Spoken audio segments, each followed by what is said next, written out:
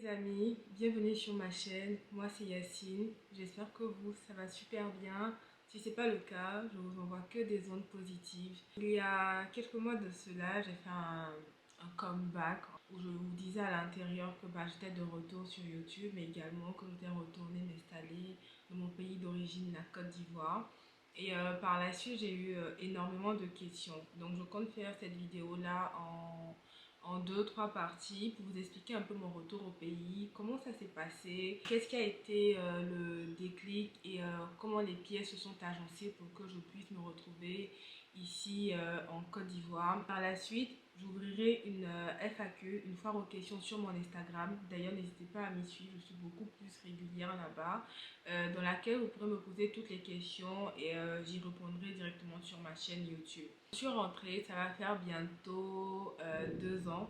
Pour retourner en arrière, il faut savoir que je suis d'origine ivoirienne. J'ai passé toute une grande partie de ma vie en Côte d'Ivoire. Jusqu'à mes 18 ans, j'étais jamais partie à l'extérieur.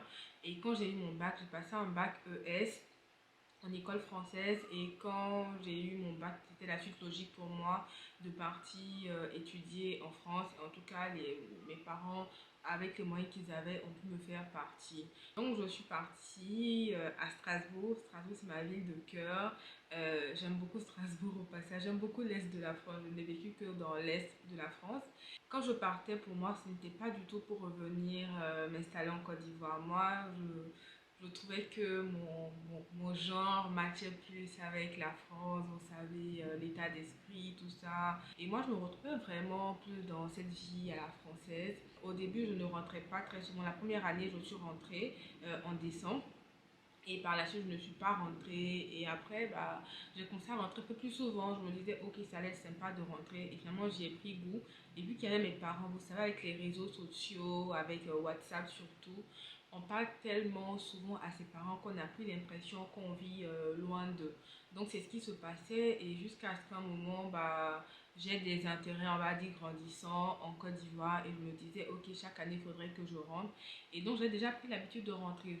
C'est-à-dire, depuis 2015-2016, je rentrais au moins une fois par année en Côte d'Ivoire. Et par la suite, ça a été vraiment 2 fois par année, soit en janvier et en septembre. Des fois, même, je séchais les cours et je venais à Abidjan 2, 3 semaines. Et quel a été mon déclic? Je me dis, à quel moment je me suis dit c'était le moment de rentrer. Pendant la période Covid, je me suis retrouvée toute seule parce que quand j'ai quitté Strasbourg après pour aller en école de commerce, je me suis retrouvée à Metz. Et là, je vivais avec mon frère. Il s'est trouvé qu'à la période de Covid, mon frère était en Côte d'Ivoire et je me suis retrouvée toute seule durant toute la période de Covid. Et moi, j'ai vraiment savouré cette période-là. J'ai adoré la période Covid, franchement. Elle était top, top, top pour moi.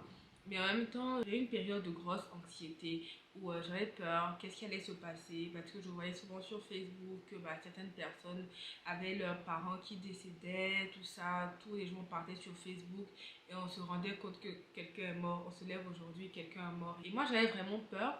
Et ma crainte, en fait, c'était de me dire, ok, si quelque chose arrive à mes parents, comment je ferais? Parce qu'il y avait la fermeture des frontières. J'ai même quitté Facebook en parallèle et du coup, j'étais là, je vivais ma vie de confiné, ma belle vie de confiné, mon moment avec un peu de stress quand même. Et je suis venue en octobre 2020. Là, les frontières étaient ouvertes et puis bon, comme je suis ivoirienne et tout, je pouvais revenir dans mon pays d'origine comme je le voulais. Et là, il y a un truc qui s'est passé.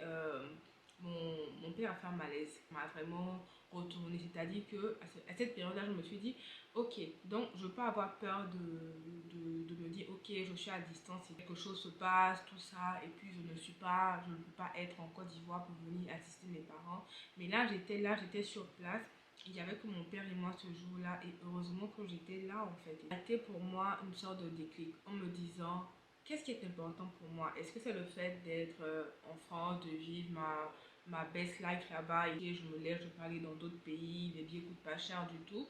Ou bien pour moi, c'était vraiment de profiter de ma famille parce que je suis partie d'ici quand j'avais 18 ans quand même et pour moi, j'ai vraiment grandi en étant loin de mes parents. J'étais dans une phase où je cherchais aussi, je commençais à postuler, je voulais commencer à travailler, je me sentais prête pour ça. Je me suis dit, ok, il serait peut-être temps que tu commences à penser à si tu viens t'installer en Côte d'Ivoire. Et Dieu a fait, ok, je me suis dit, on était donc en octobre 2020, on arrive en avril 2021.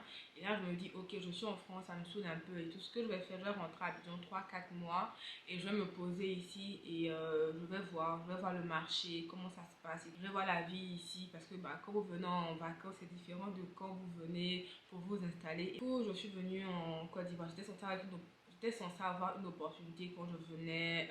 Donc finalement, j'arrive en Côte d'Ivoire en avril 2021 et les choses ne se passent pas forcément comme elles devaient se passer. L'opportunité tombe à l'eau. Et puis finalement, je me dis, ok, c'est pas grave, je reste quand même et tout. Je continue à chercher et je tombe sur une opportunité là. Je me dis, ok, je vais prendre ce moment-là aussi pour mettre à profit mon temps et apprendre quelque chose de nouveau. Parce que bah, à la base et tout, moi je voulais vraiment être dans le luxe. C'est le luxe que je voulais faire. Quand je suis arrivée à Strasbourg, la première, deuxième année, j'ai dit à mon père, il faut faire du luxe, marketing de luxe, tout ça et tout. Il m'a dit, ok, d'accord. Quand l'on m'est arrivé, il m'a blagué en fait et tout. Il m'a dit, c'est pas le luxe comme on en Afrique, mais bon. Moi, le luxe en Afrique, moi je vous dis ça. Mais voilà, donc c'était pas très pour. Et je voulais vraiment faire du marketing de luxe. Et l'hôtellerie, l'hospitalité, c'est vraiment un domaine qui m'intéressait, qui m'intéresse en fait. Et finalement, j'ai eu une opportunité dans ça. Donc, j'ai travaillé 2 3 mois et à la fin, on voulait me garder en fait. Et finalement, on a commencé à négocier et j'avais des opportunités aussi qui m'attendaient en France. Donc, je leur ai dit voilà mes conditions, tout ça et tout machin. Et du coup, on s'est entendu. Donc, quand on s'est entendu, je vais retourner en France en août. Et finalement, l'opportunité en Côte d'Ivoire matchait limite l'opportunité en France. Donc, je me suis dit, ok, bah, je pense que le moment est arrivé pour moi de rentrer. Je n'ai pas d'attache en France, je n'ai pas d'enfant, je n'ai pas de fiancé, je n'ai pas de mari là-bas. Tu vois, j'ai ma famille et il faut savoir que bah, euh, mes parents, en tout cas, principalement mon père et tout, c'est, c'est vraiment ma personne en fait, voilà. Et du coup, c'était important pour moi, sachant que bah, sa santé était plus ou moins fragile. Et je disais que c'était le moment pour moi de venir en tant qu'adulte et venir prendre soin de qu'ils aient un adulte en fait dans la maison. Vous savez, c'est drôle, quand on est petit, nos parents prennent soin de nous et quand on grandit, bah, c'est nous qui prenons soin de nos parents, notamment les parents qui se sont occupés de leurs enfants. Voilà, je suis rentrée m'installer en Côte d'Ivoire par la suite.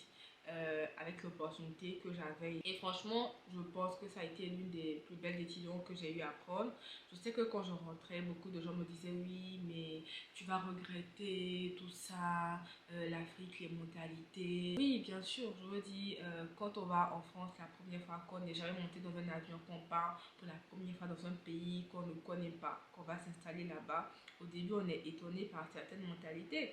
Ensuite, quand on a passé autant de temps dans un pays, près de 10 ans dans un autre pays qui n'est pas le nôtre, on a une sorte d'assimilation en fait. Quand on arrive en Côte d'Ivoire, il faut vraiment désapprendre en fait tout ce qu'on, je ne veux pas dire désapprendre, mais trouver le moyen de s'adapter. C'est pas du désapprentissage, mais c'est plus de l'adaptation, s'adapter à la culture parce que forcément on a une double culture, culture française d'un côté, culture ivoirienne d'un autre côté. Quand même tu viens souvent en vacances en Côte d'Ivoire, on te dit oui, toi tu es Frenchie, tu es une blanche, tu es une française. Et quand tu vas en France, tu es une ivoirienne, tu es une noire. Donc vraiment on a le cul entre ces deux cultures-là. Il faut vraiment pouvoir s'adapter. Donc 2 ans après, pour moi, le bilan, il est positif.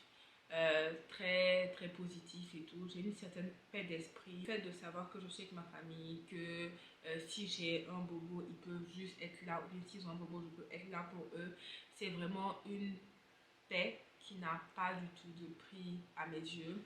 Ensuite, au niveau de la qualité de vie. Je suis pas loin de mon travail. Quand j'étais en France, quand j'étais à Metz, je faisais souvent des trajets. À un moment, j'étais au Luxembourg. À un autre moment, j'étais à Paris. Je vivais toujours à Metz parce que bah, à Paris, les loyers étaient hyper élevés. C'était plus avantageux pour moi de prendre le train et de partir.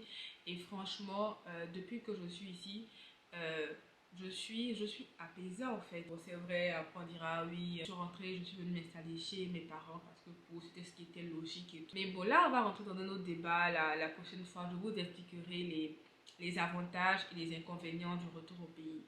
Donc, c'était vraiment de partager mon expérience en tant que repat. C'est comme ça qu'on appelle les personnes qui qui ont vécu dans un autre pays et qui décident de rentrer s'installer dans leur pays d'origine après quelques années. Et en tant que salarié, en tant qu'entrepreneur, qu'importe et tout, en tout cas, bah, si vous avez des questions, n'hésitez pas à les mettre dans les commentaires. Donc, je serai ravie d'y répondre au travers de notre vidéo. En tout cas, je voulais juste dire aussi aux personnes qui ambitionnent de venir s'installer dans leur pays d'origine ou qui ont l'idée mais qui se disent ok, c'est pas le moment, qui attendent toujours qu'il y ait le bon moment. Il n'y a pas de meilleur moment en fait. Si vous le sentez fortement dans votre âme, dans votre cœur, c'est qu'il est temps pour vous de sauter le pas. Je me souviens que quand je suis arrivée la première année en France, il y avait des gens que je rencontrais à Strasbourg et qui me disaient ça fait 15 ans, ça fait 20 ans que je suis en France. Et moi je disais ah, mais comment les gars là ils font pour être ici pendant 15 ans, 20 ans, leur pays ne leur manque pas. Sachant que moi-même je comptais rester, mais bon, je disais ça quand même, vous savez. Et avec du recul, le temps passe à une vitesse folle en fait. On arrive dans un pays, on a 16 ans, 17 ans, 18 ans et le temps de fermer les yeux et de les réouvrir, on a 30 ans en fait un beau matin et la vie elle est passée et pourtant on comptait juste rester dans ce pays là pendant peut-être 5 ans, 6 ans où on se disait qu'on allait rentrer. Et une fois qu'on commence à avoir des attaches, c'est vraiment compliqué en fait de quitter en fait. Soit vous avez le mari qui ne veut pas forcément suivre, la femme qui ne veut pas suivre, c'est vraiment compliqué. Donc c'est à peu près ce que je voulais partager avec vous. J'espère que cette vidéo vous aura été utile. D'accord. Sur mon Instagram, il y a un highlight qui s'appelle Omar Ripat et sur lequel vous pouvez avoir toutes les informations où je rentre vraiment peut-être dans plus de détails en fait. Et si vous avez des questions, comme je vous l'ai dit, une FAQ sera lancée pour que je puisse y répondre. Donc c'est à peu près tout pour cette vidéo. J'ai été ravie de partager mon expérience de Ripat avec, en tout cas une partie de mon expérience avec vous. Et puis bah, on se dit à une prochaine vidéo. Bye bye.